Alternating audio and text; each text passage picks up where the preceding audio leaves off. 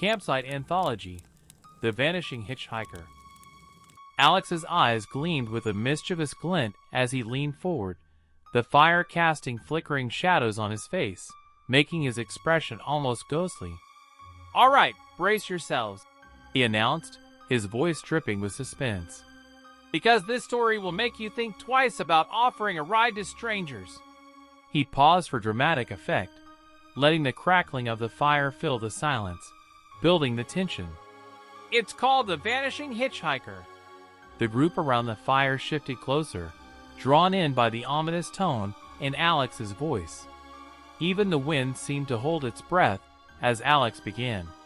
"One stormy night," he continued, his voice low and deliberate, setting the scene with precision, "a young man named Tom was driving down a deserted highway.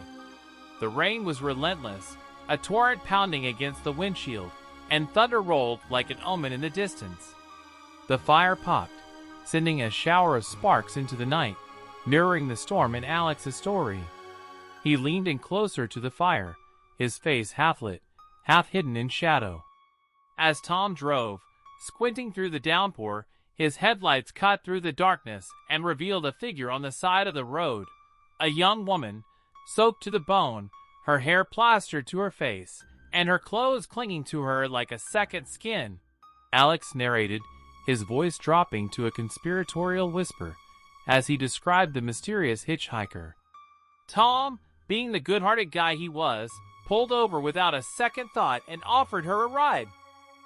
The friends exchanged uneasy glances, their imaginations running wild with the vivid imagery Alex painted. The atmosphere around the campfire grew tense, each person feeling as if they were right there with Tom on that stormy night. The hitchhiker, a young woman with hollow eyes and pale skin, climbed into the car and mumbled an address. Alex continued, his tone laced with suspense. But there was something off about her.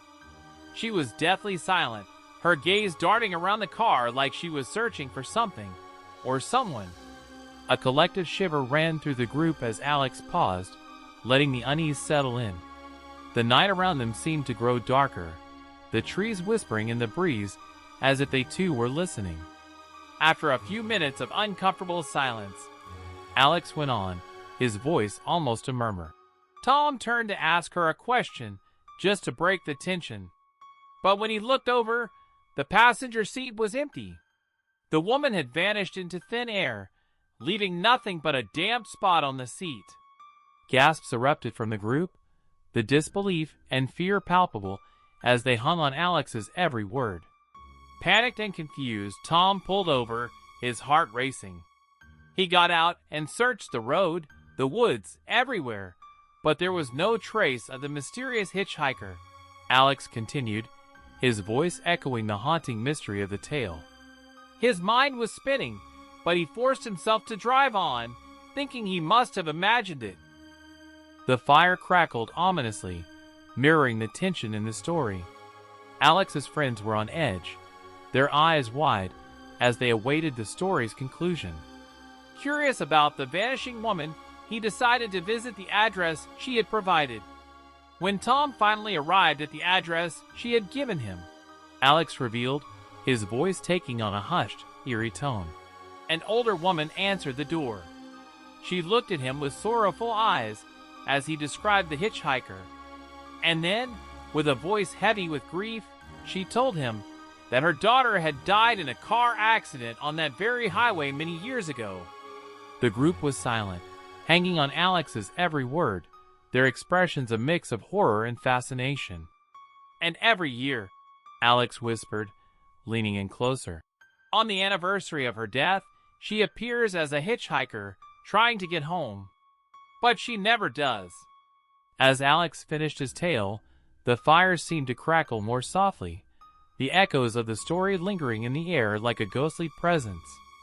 The group sat in a moment of stunned silence, the eerie tale weighing heavily in the night air.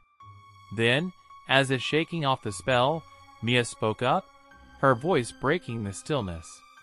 "All right, it's my turn now," she declared, her tone playful, but with a spark of excitement in her eyes.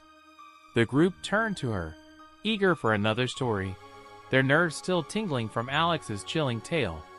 The night was far from over, and the fire was just beginning to work its magic. Join us next time for Mia's creepy story about the Phantom Campfire. Like and subscribe for more campsite tales.